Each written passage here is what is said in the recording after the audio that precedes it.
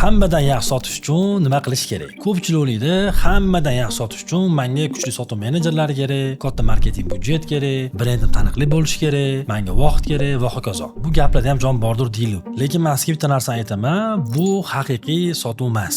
Sizda eng zo'r sotuvchi bo'lmasa ham, marketingga ko'p pul tikmasangiz ham, hali brendingiz taniqli bo'lmagan bo'lsa ham, hattoki bozorga kech kirgan bo'lsangiz ham, baribir ham hammadan ham yaxshi sotishingiz mumkin. Nimaga? Chunki bu sotuv hammani zo'r gapirib ko'ndirish yokida zo'r videorolik olish emas. Sotuv bu aynan qaysi bosqichda bizlar mijoz sotilmayapti, qaysi manbalar orqali kelgan mijozni ko'proq sotyapti, qaysi harakatimiz bizlarni sotuvdan to'xtatyapti, nima qilsak bizlar sotib bo'lyapti va mijozni qaroriga aynan qaysi harakatlar orqali ta'sir ko'rsata olamiz. Mana shu raqamlarning yig'indisini tahlil qilish orqali amalga oshiriladigan ish bu sotuv. Men sizga buni kechigina hozir kitob o'qib olib yoki internetda qidirib yoki ChatGPTdan olib aytayotganim yo'q. Buni biz real o'zimizda qilib kelayotgan loyihalar misolida o'zimiz qilib natija olgan narsamiz misolidan kelib chiqib aytayapman. Men endi ko'rib turgan bo'lsangiz, o'zi bu kim, bundan sotuv haqida o'rgansa bo'ladimi degan savollar paydo bo'lmasligi uchun keling o'zimni tanishtirib o'tay. Men ismim Abdulboriy, 7 yillik sotuvda tajribam bor. Bizning Basira Consulting degan kompaniyamiz bor. Bizning asosiy vazifamiz bizneslarga SEO sifatida kirib, ularning sotuvlarini oshirish.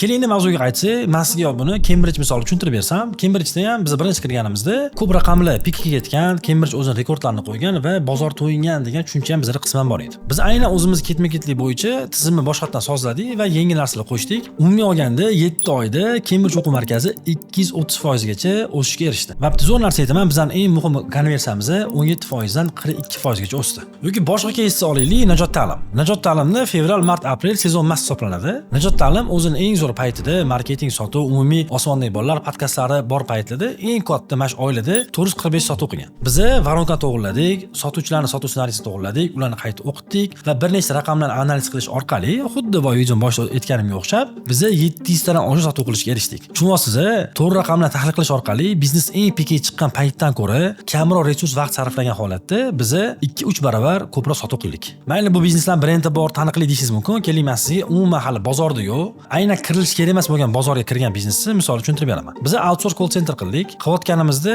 5 ta inson qima, bu bozor to'yingan, bu bozor kirolmaysan degan gap aytishdi. Biz aynan zaps bozoridagi muammolarga yechim berish orqali 1 yil 3 oyda 0 dan 2 million dollar oborotga chiqdik va aynan shu oy davomida 46 dan oshiq zaps qildik. Eng pikda avgust oyida 8 ga yaqin zapsga bir vaqtda qildik. Eng zo'rini aytaman, mana bu yerda bizda sotuv menejerlari o'rtacha 1 yilda 12 ta dona ishlagan. Mana mana shu 12 ta sotuvchi bilan 3 ta boshqaruvchi, ya'ni bular biz PM deymiz yoki rob dizayne bo'ladi. Marketingga umuman pul tikmadik, hech qanaqa zaps qilmadik. O'zimizning xizmatni shu orqali sotib 2 million dollar oborot qilishga erishdik. Men sizga bular hammasini nimaga aytayapman? Bizning asosiy maqsadimiz tadbirkorlarning muvaffaqiyat sari yillarini va yo'llarini qisqartirish. Men o'zim birinchi 1 million dollar oborotga 5 yilda chiqqanman. Aynan shu vaqtda ko'plab o'zimga qadrli bo'lgan resurslarni yo'qotganman. Xodim, pul, oilaga vaqt va soliq. Hozir sizga aytgan narsalarimni men o'zim o'sha payt bilganimda edi.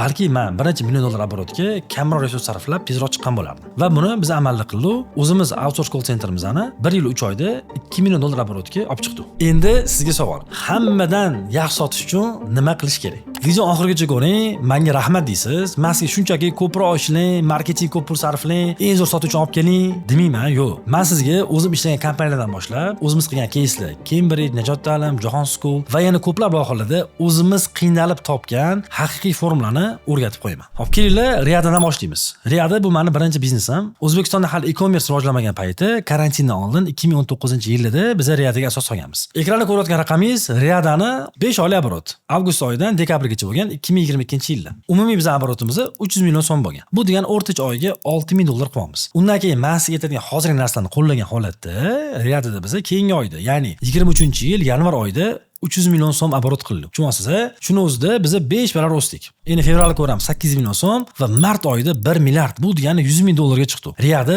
3 oyda 20 barobar o'syapti. Mana shu paytgacha men bilasizmi qilganman? Zo'r marketing keladi, biz zo'r marketing qilamiz, ko'p pul tikamiz, zo'r sotuv bo'ladi. Yo'q, zo'r olib keladi dedim, keldi. Sotuv bo'lmadi. Zo'r xodim olamiz dedik. Oldi, sotuv bo'lmadi. Mahsulotni madru qilamiz, PR qilamiz, qildi, sotuv bo'lmadi. Nimaga desa, aytganimdagi zo'r sotish uchun ko'p pul tikish, yaxshi sotuvchi olib kelish, zo'r kadr olib kelish o'zi kifoya emas. Biz qilgan ishimiz juda oddiy ish qildik. Varonka analiz qildik. Nimaga? Biz sota olmaymiz. Ishonsangiz, mana 300 million so'm oborot qilganimizda 5 oyda marketing budjet oyiga 1000 dollar edi. Yanvarda 300 million qilganimizda 900 dollar sarfladik va eng qizig'i 25 ta xodimdan 7 taga tushdik. Biz varoq analiz qildik, qaysi bosqichda mijoz yo'qotayotganimizni ko'rdik. Bu mijozni aynan o'ylab ko'raman degan boshliq yo'qotayotgan ekanmiz. Keyin ular bilan aloqaga chiqdik. Siz marketologdan, targetologdan yoki o'g'liqlardan so'ragandan ko'ra mijozdan so'rang. Nimaga sotib olmayapti? So'raganimizda bu ishonchsizlik bo'ldi. Nimagacha kompaniyaga, yangi kompaniya hali brend taniqli emas va begovoyi bo'lib ham umrida bir marta uzoqqa kelmatdi oladi va mahsulotga ishonch kam. Biz mana shu narsada ko'proq ishladik va aynan shu raqamni o'stirish orqali biz yanvarda birinchi 300 million so'm daromadimizni qildik. Varoq analizi yana kelimasiga qisqacha nima qilganini tushuntirib beraman. Bizda 2022-yil readra qanaqa edi? Mana lead bor edi, sifatli lead bor edi, to'lov bor edi, bo'ldi. Nimaga sotib bo'lmadi deganda biz faqat leadga va to'lovga qaraydik-da. Keyin nima qildik desa, biz varonkani ochdik. Xuddi shunga o'xshab. Nima varonka yetishmayotgan bo'lsa, shularni qo'yib chiqdik. Demak, bizda tashrif belgilandi, tashrif amalga oshirildi, shartnoma oldi va to'lov qildi. Aynan mana shu etaplarda qattiq ko'p mijoz yo'qotayotganimiz topdik. Uni topish uchun biz o'zimizga belgilab oldik. Misol uchun 85 ta sotuv qilishimiz uchun bizga mentality kerak. Shuni 45% sifatli bo'lish kerak. Sifatli kriteriyalarimiz bor, shuni tuzib oldik marketing bilan. Shuni 44% kelaman deyish kerak. Bu 2 tasi. Kelaman deganlarni 75% kelish kerak. 150 tasi. Kelganlarni 80% shartnoma olish kerak. 120 tasi va shuni 71% to'lash kerak. 85 tasi. Mana endi men aniq bilaman, menda nimaga sotib bo'lmayapti. Qattiq mana raqamlarni past bo'ladigan bo'lsa, xuddi bunga o'xshab qizil qilib chiqaman va o'sha joyga ko'proq fokus beraman. Bu yerda mana ko'ryapmiz. Sifatli foizi 45 dan 38 ga tushgan, marketing ga ko'riladi, kreativlar ko'riladi, offerlar ko'riladi, CTL va yana kerakli raqamlar o'lchanadi va xuddi shunaqa tashrif amalga oshirildi. Demak, bizda 73 bo'lish kerak, 67 bo'lyapti. Mana bu yerda nima mijozlar kelmayapti? Kelmaganlar telefon qilinadi, sotuvchi zapis eshitilinadi, tahlil ko'riladi, offerlar yani takliflar ko'riladi va qaysi bosqichda nima bo'lmayotgan bo'lsa, shunga chuqurlashadi. Ishoning, mana shuni qildik bo'ldi. To'g'ri, biz o'ta reklama olganmiz, subyektivdan, mittimidan. Nimaga olganmiz? Kelmayotganlardan so'raganmiz. Nimaga ishonmayapsan? Falon narsaga kimlar kuzatasan? Mittimi, subyektiv. Shundan kelib chiqib biz ishonsiz, umumiy hisobda $1000 reklama olamiz. 900 targetga tikamiz. Umumiy 2000 asot qilib 6 barobar birinchi oy o'zida o'samiz. Undan keyin qilgan eng muhim ishimiz qaysi istishlikdan biz ko'proq olamiz. Target bor bu yerda, bloger bor, SMM bor, kiruvchi zonuklar bor, tabiiy tashriflar bor. Bu nima yordam beradi? Qattiq onsorat sotib olamiz va sifatsiz ko'payib ketsa, qaysi istojlik bizning liddan sifatsiz qo'radi. Umumiy shu. Real mana shu narsa qilish orqali biz $1 million oborotga 2023-yilda chiqamiz va umumiy 3 oyda 20 barobar o'sganimizga asosiy sabab mana shu bo'lgan. Bo'ldimi? Mana shu qilib realdan o'stirganmisiz deydigan bo'lsangiz, yo'q, bu hali boshlanishi. Varonkani tushunib olish boshqa, uni tahlil qilib, ichidagi muammolarni topish umuman boshqa narsa. Mana bundan keyin katta tajribam bu arab tili o'quv markazida bo'lgan Haris Ta'lim. Konsalting kirishimiz mana shu arab tili o'quv markazidan boshlangan. Bizlarni bizneslarni ko'rishgan, Temurik Adham, Najot Ta'lim, Asaxiy asoschisi Eldor akam bilan ko'rishganmiz. Va ko'plab insonlar bilan ko'rishganimizda zo'r narsa qilishlar, bizga ham qilib ber deyishardi. Bir kun arab tili ustozim, keling, qani zo'r sotuvchisiz-ku, bitta qilib bering meni o'quv markazimni dedilar. Bordim. Borganimda 20 kunga 19 kun vaqtim bor. Ozgina shu bizada bemalol period deyiladi. Yordam bering dedilar. Bo'ldi, 20 kungacha vaqtim bor, yordam beraman. Faqat 2-3 soat vaqtim ketqizaman kuniga dedim. Borsam do'stga yozib qo'yibdilar. 44 million sotib o'qib berishingiz kerak bir oyda deb. Nimaga 44 million desam, sizdan oldin marketing komandasi ishladi. Shu payt zapusk endi trend bor edi 2023-yilda. Zapusk qildi, 35 million qildi. Endi siz zo'rman deyapsiz-ku, Riyadda $100 ming qildi deyapsiz-ku. Keling endi bizada 44 million qilib bering dedilar. Keyin men yozib chiqdim. O'zini hech bir qilsa bo'ladi. Nima qildim? Birinchi o'rinda sig'imni o'lchadim. Bizlarning nechta xonamiz bor? Xonada nechta stulimiz bor? O'lchasam juda katta son chiqib ketdi-da. Keyin borib so'radim. Mirxoz aka, o'zi arab tilida qaysi vaqtda kelishadi? Keyin biz eng garantiya slotlarni aniqlab oldik. Ya'ni qaysi vaqtda qilsak, ko'proq o'quvchi keladi, qaysi vaqtda umuman sotib bo'lmaydi. Shuni aniqlab chiqdik. Nechta stot borligini aniqladik. Qancha budjet sarflashimizni aniqladik. Imkoniyatlarni o'lchab chiqsak, biz 44 million emas, 195 million qila olar ekanmiz. Shunda do'stga 195 million yozdim-da, hech kim ishonmadi. Faqat o'zim ishondim. Mirxoz akam, "Yo'q, bunaqa bo'lmaydi. Juda katta summa" dedilar. Va shu yerda yana bitta yigitimiz bor edi. Do'stga qismdan pul yozib ketibdi-da. Tuz yeyishdan charchamadingizmi debdi. Men ko'rdim, "Yo'q, buni qilsa bo'ladi. Harakat qilib ko'ringlar.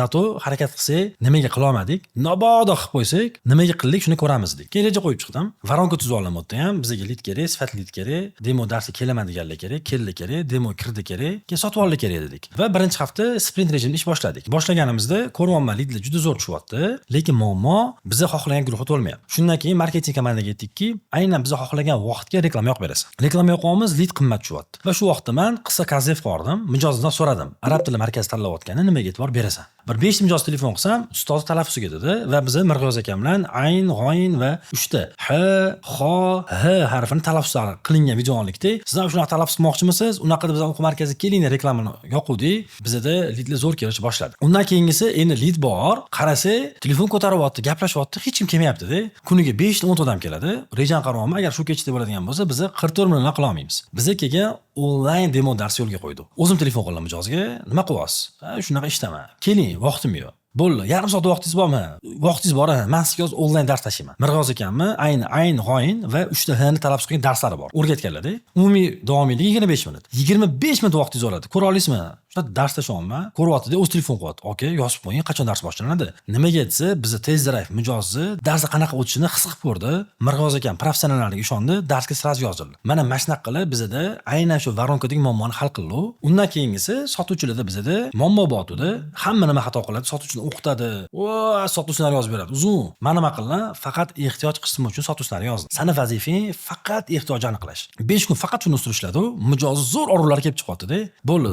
Zo'r ehtiyoj aniqlash o'rganib oldikmi? Endi zo'r taqdimot qilish o'rganamiz dedik. 2 kun faqat taqdimot ustida ishladi. 2 kun faqat e'tiroz ustida ishladi. 19 kundan keyin nechta pul qildi deb o'ylaysiz? 195 million reja qo'ydik. Biza 140 million sotuv qilishga erishdik. 1,5 ta sotuvchi, $600 targetga ketgan budjet va hech nima o'zgarmadi. Biz yangi ofisga ko'chmadik, koshona remontni qilmadik, brend taniqligini oshirmadik, PR qilmadik, influencer marketing qilmadik, zo'r sotuvchi olib kelmadik, o'rta sotuvchini zo'r qildik, uni qisqacha o'qitdik va varonkadagi muammoni topib unga yechim berdik. O'quv markazida muammo bor edi. Bizlar Mirg'oz akam guruhlar tez to'lib ketadi. Qolgan ustozlar guruhini to'ldirishga qiynaldik va biz nima qilish boshladik? To'lmayotgan guruhlarga faqat target shunga yoqdi. Mijoz telefon qilsa, tasavvur qiling 2, faqat 2 ta javob bor. 2 da keling, zo'r ustoz deb ustozni ochib berdi-da, 2 ta 3 ta case state berdi ustoz haqida. Shunga to'ldirish harakat qilib ko'rdi. Agar yo'q, faqat shunga vaqtim bor desa, keyin biz kecha guruhlarga yozdik. Undan oldin qaysi vaqt qo'ydi? O'zidan so'radik-da, ham oltin tanlaydi, qolgan vaqt qolib ketardi. Men shuni tushundimki, siz mijozga nimani taklif qilsangiz, mijoz shuni oladi,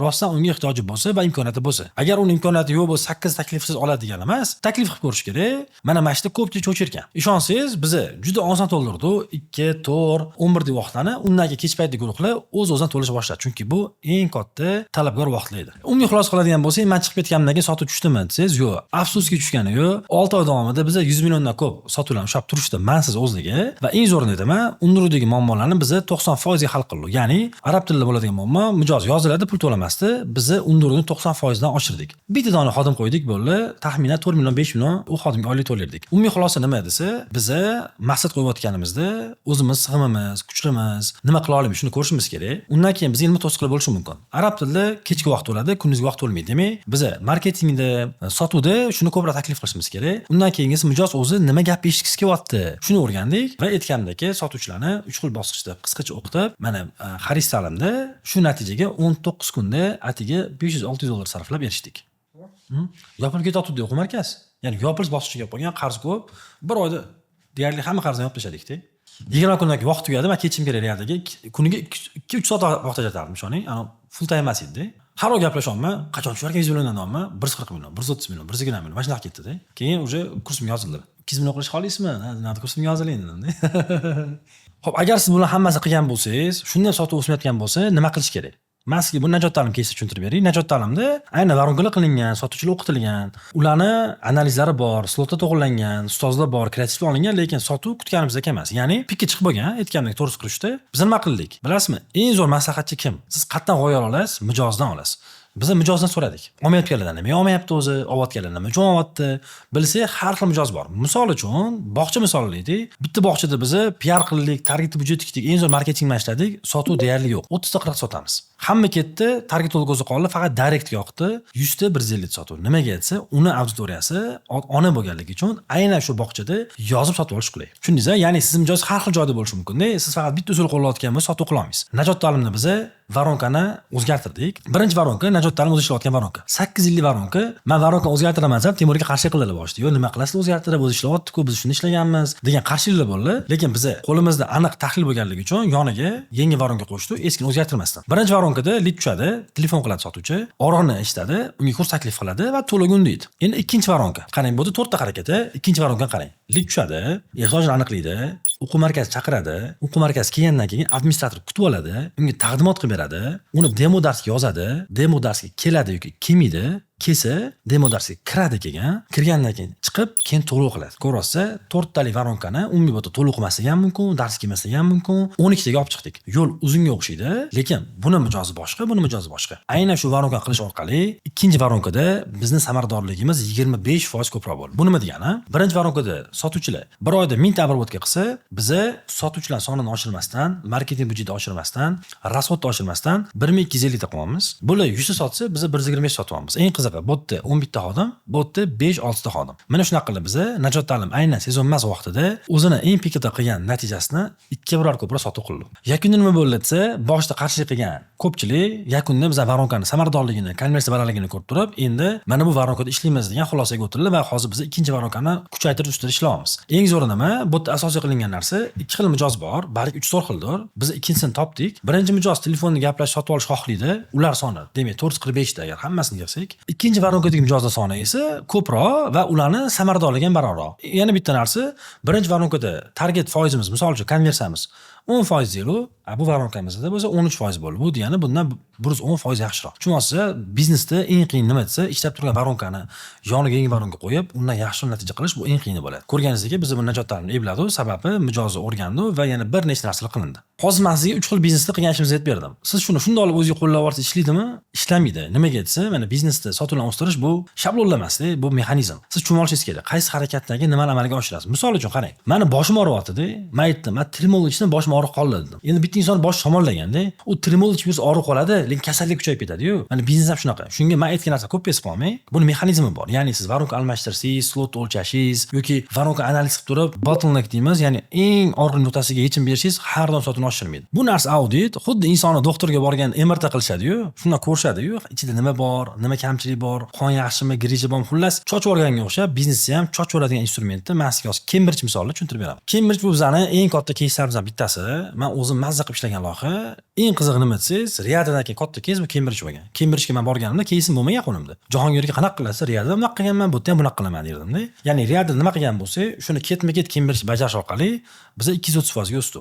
Holat qanaqa edi? Kirganimizda aksar xodimlarda bozor to'yingan, bozor o'smayapti degan fikr bor birinchisi. Biz bu fikrga qarshi edik. Ikkinchisi bo'ladigan bo'lsa, bozor to'yingan bo'lsa ham sentyabr oyida biz rekord qo'ydik. Shundan ham zo'r ketyapmiz, sotuv rejasini bajaryapmiz degan tushuncha bor edi. Ya'ni reja qo'yyapmiz, over qilyapmiz. Ya'ni hammasi yaxshi degan fikr ham bor.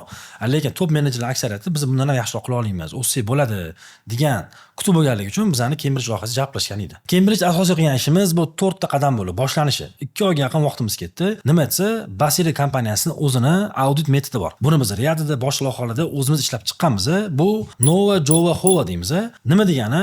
Number, journey, humans oriented analysis. Ya'ni raqamlarga, insonlarga va journey mijozni yo'liga asoslangan analizlar. Endi misol keltiraman. Novda nima qilamiz? Cambridge plan fact analizlarini yig'dik. Nechtalik tushdi, sifatli qancha, varonka bo'yicha tushganlari, xodimlarning soni, ularning ishlash tartibi, kamchiliklar, KPIlar, biznesda nima raqam bo'lsa yig'iladi, yo'q raqamlar bo'lsa, mana shu raqam kerak menga yig'ib bering deyiladi. 14-15 kun davomida shu raqamlar yig'iladi keyin. Endi raqamga qarab xulosa qilyapmiz. Ko'ryapmiz, konversiyalar qaysidir varonkada tushgan, qaysidir sotuvchi yaxshi, qaysidir yomon, kimdir ko'p gaplashadi, kimdir kam.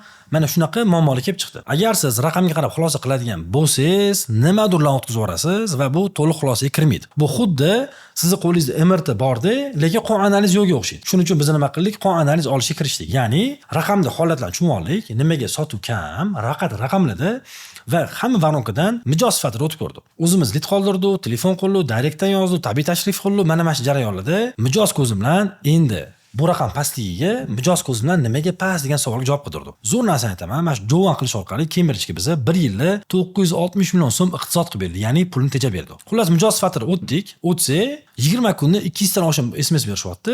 SMS tartibi noto'g'ri bo'lganligi uchun bitta mijozga 2 ta SMS ketyapti. Shuni sonini kamaytirdik. SMS ga to'lanadigan 1 yillik 960 million so'm pul ekonom bo'lib qoldi. Undan tashqari administrator kutib olishi, filial topib borish qiyinligi, prezident o'tishi, keyin ichkaridagi muhitlar, mana shuni mijoz sifatida ko'rdikda. Demak, kelgan mijoz sotmayotgani sabab administrator kutib olishi, prezidentning filialdagi muhit, bu filiallar bo'lsa topib borish qiyinligi, bu filiallar bo'lsa ustoz muomalasi degan bizda endi aniq xulosalar shakllandi. Demak, biz nova qildik, numberni ko'rdik, journey mijozni ko'rdik. Endi xulosa qilamizmi? Yo'q, buni o'zi kifoya emas. Bizda raqam bor, mijoz xulosasi bor. Endi xodimlardan so'rashimiz kerak. Xodim oldiga kirayotganda faqat varroda bizda aniq detallar bo'lishi kerak. Misol uchun Abdurasul nimaga konversiyasi past? Ishga kech keladi, call duration kam, so'xtusanlar bo'yicha gaplashmaydi, mijoz kelaman degandan keyin qayta telefon eslatmaydi, keyin mijoz to'g'ri kutolmaydi, shunchaki yuzaki ma'lumot beradi. Misol uchun, mana xuddi shunaqa har bitta xodim bo'yicha biz xulosa shakllantirib oldik va kirgandan keyin ochiq gaplashdik. Qara, men raqam ko'rdim, Salmon molani ko'rdim, mijoz sifatidan o'tib ko'rdim, mana buni muomala qiling. Keyin menga shuni yaxshilash takliflar ber. Ya'ni endi HOVAda, ya'ni Humans Oriented Analyzda 3 xil bosqichda intervyu o'tkazdik. Light, Deep, Anonymly. Lightda prosta yuzaki savollar, Anonymly bo'lsa, menga yuzma-yuz ma'lumot olmasa, shuni yozib beradi. Kim yozgani, Nima deb yozganini bilaman, kim yozganini bilmayman. Mana bu yerda xodimlar sizga ichidagi dardini ochib aytadi. Zo'r bo'ldi, bizga kelgan anonimdan kelib chiqqan holatda birga bir chuqur intervyu tayinlandik. Kim shu yerda muammoni yozgan bo'lsa, shu muammoni aniqlash uchun, misol uchun bitta xodim aytgan, sizlar qadriyat deysizlar, lekin qadriyatga yarasha amal qilmayapsizlar deb aytgan. Misol uchun, men savol tuzaman keyin. Cambridge qadriyat haqida bilasanmi? Ular haqida nima fikrdasan? Mana shu qaysi xodim negativ fikr bildirsa, boy gap yozganlardan bittasi bo'ladi. Mana shu yerda chuqurroq gaplashib, nima qilsam unga qadriyat yetib boradi. Qadriyat nima jihatlar yoqmayapti. Mana shuni aniqlayman. Xullas bizda 80 ga yaqin insonlar bilan kelgan deep intervyu o'tkazdik. Mana endi raqam menga aynan biznes holatini ko'rsatib berdi. Mijoz jarayonning xatolarni ko'rsatib berdi.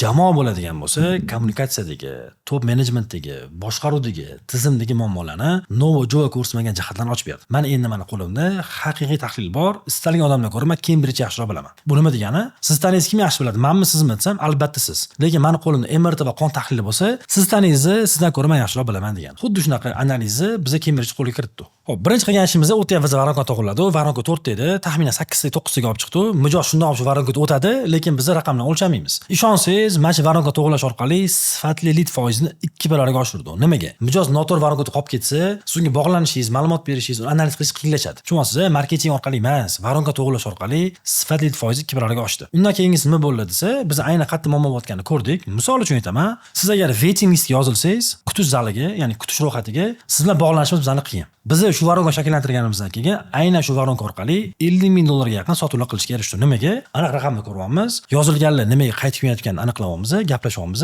va ularning o'rinlariga yechim bo'ladigan muammolarni beryapmiz. Demak, birinchisi varonka to'g'irladik, ikkinchisi jamoani 80 ta yaqin xodimlarni qaytadan o'qitdik. Nima asosida?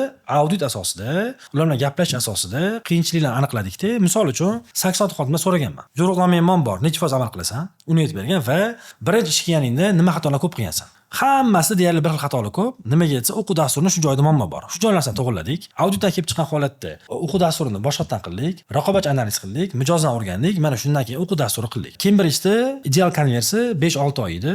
Biz buni 1,5 oyga olib tushishga erishdik. Va eng zo'r qilgan narsamiz, Cambridge borganimda Jahongir aka jamoa KPI qo'yib bering deb urishardi. Ishonsangiz 5-oy kelib KPI qo'yib berdik. Va eng zo'ri, aytdim-ku, kirganimiz sentyabrda rekord qo'yilgan edi. Biz iyunda eng sezondagi va umumiy Cambridge tarixidagi eng katta konversiyalardan bittasi qo'yishga erishdik. Qanaqa qilib siz? Umuman jamoa yangilandi, call centerda yangi xodimlar olindi.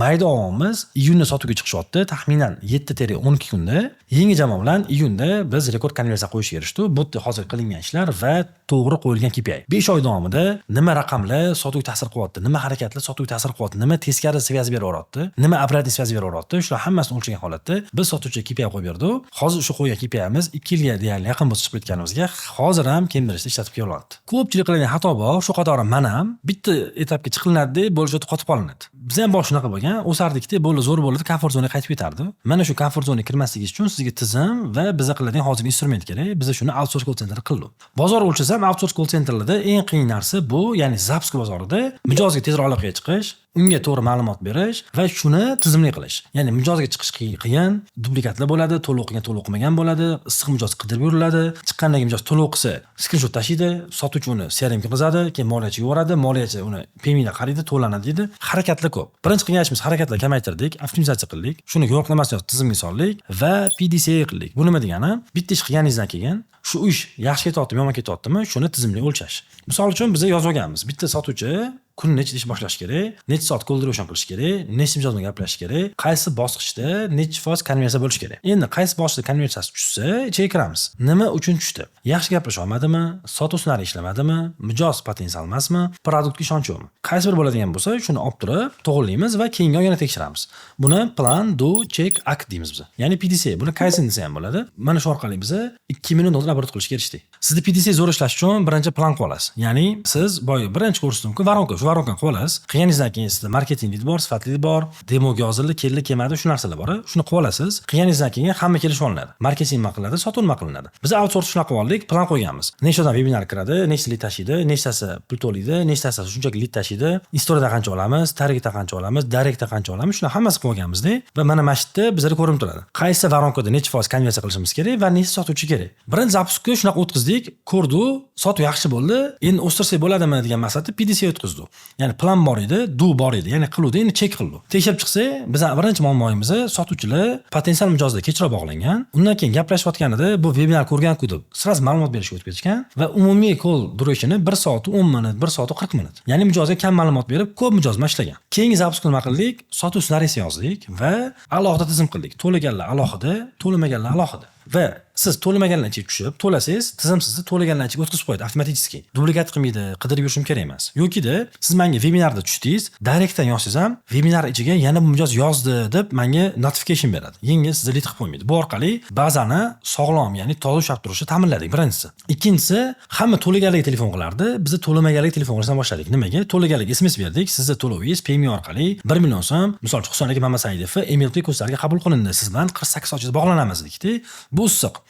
Lekin lit tashab ikkilangan mijozdagi siz 24 soat ichida to'latib olish harakat qilishingiz kerak. Biz birinchi uchurlikka bog'lanishni boshladik. Ishonsangiz, birinchi katta zapiskimiz bizdan oldin o'ziga 100 ming dollar qilishgan. Bizga talab minimum 100 ming dollar qilish. Eng zo'ri nima? 100 ming dollar qilishganida sotuvchilar kuratorlar bo'lgan. Bu degani mahsulotni bizdan zo'rroq bo'ladi. Mahsulot ham juda qiyin. O'zbekistondagi kamyob, haqiqiy ishonchli mahsulotlardan bittasi trading mahsuloti va o'sha zapisk qilayotgan paytimizda yana 3 ta tradingchilar zapisk qilishyapti. Biz 7 kun loyihaga qo'shildik. Loyihani to'liq o'rganib chiqdik. Biz tez loyiha boshlashimiz uchun PDCda o'zimizga 50 ta yaqin savol qo'yganmiz. Ekspertga savollarni beramiz, produkt zo'rroq tushunib olamiz. Kazef so'raymiz, nimaga mijoz orularini o'rganib olamiz. Shu asosda sotuvchilarni yozamiz. Bo'ldi. Sotuvchilar demak 7 kun tayyor, tizimimiz tayyor. Endi biz buni test qilib ko'rishimiz kerak. Shu zapiskda biz 2 so'm sotuv qildik, kassaga 220 mingdan oshib pul tushirdik. Bizlar oldin 100 ming qilishgan va kuratorlar sotgan. Eng qizig'i, biz o'zimiz sotuv jamoasini qo'ydik, ular sotuvchilarni olmadik. O'zligini konversiyalik 10% bo'lgan bo'lsa, biz 37% konversiya qildik. Karl deydi, eshitganmisiz? 37% deydi. Bu nima degani desa, biz qo'ygan tizimni PDC qilish orqali qayerda o'ssak bo'ladi, nimani yaxshilasak bo'ladi, mana shu narsani ko'rdik va gipotezani test qilib, shunaqa natijaga erishdik. Keyin chaqiryapman ekspert, prodyuserni. Oki nima deysiz? Va chotki, dashbordlar, tizim, вообще zo'r yoryaptinglar. Sotuvchilar haqida-chi desam, zo'r ekan. Tajribasi qancha bo'ldi ishlayotganiga. Bu 10 kun bo'lgan. Maftuni umuman sotuvchi ishlamagan. Birinchisi кейsi. E'zozam birinchi sotuvi. Dilshoda o'zim shogirdim bitta loyihada ishlagan, keyin bu yoqqa oldim desam, prodyuser ishonmayapti-da. Qanaqa bo'lyapti? Biz zapisk qildik, PDC qildik. Zapisk qildik, PDC qildik. Shunaqa qilib mana shu holatga keldik dedik. Ya'ni sizni kechadan ko'ra yaxshiroq bo'lishi sababchi bo'ladigan narsa bu PDC. Ya'ni varonka, audit hammasi qilib bitta qolipga tushib olasiz-ku. Endi shu qanaqa ketyapti? Nima qo'shsam bo'ladi? Nima o'rgansam bo'ladi? Nima yomon ketyapti? Haqiqiy aniqlab beradigan narsa bu PDC. Mana shu orqali siz qanaqa o'shishingizni belgilab olib, har oy o'zingiz ustida ishlab, raqamlarni yaxshilasangiz bo'ladi. Umumiy olganda men sizga yozib juda ko'p narsani aytdim. Varonkani o'lchang dedim, audit qiling dedim. Yangi varonka qo'ying, sotuvchi ma'lumot berayotgan bo'lsa, uni konsultatsiyaga o'tkazing dedim. yoki PDC qiling dedim. Mana bu har xil etapda har xil ishlaydi. Nimadan boshlaysiz? Birinchi audit qilasiz. Shu Nova Jova Hova xodimlar bilan gaplashasiz, undan keyin varonka analiz qilasiz. Keyin varonka yangi qilib turib ish boshlaysiz, boshlaganingizdan keyin PDC qilasiz. PDCda ko'rasiz. Yangi varonka qo'shasizmi, xodimlar o'qitasizmi, KPI qo'yasizmi, produkt yaxshilaysizmi, bu kelib chiqadi. Bular qilgandan keyin yana bitta narsa e'tibor bering. Siz sotuv plan qo'yayotganda o'tgan oy emasda, haqiqiy potensial o'lchab olgan holatda keyin sotuv rejasini qo'ying. Keling, men sizga shularning hammasini bitta misolga birlashtirib beraman. Jahon School keysini olsak, biz loyiha qilganimizda bizdan oldin 7 oyga yaqin boshqa konsultant ishlagan va biz kirgan oyimizda misol uchun konversiyalar taxminan 15 atrofida bo'lgan. Nima qildik desa, xuddi shunaqa biz audit qildik. Audit qilgandan keyin Nova Jova Hova qildik. U yerda chunki xodimlar bor edi. Muammoni topdik, varonkani tekshirdik, mijoz sifatini o'tib ko'rdik, xodimlar bilan gaplashdik. Bizda muammolar ketma-ketlik kelib chiqdi.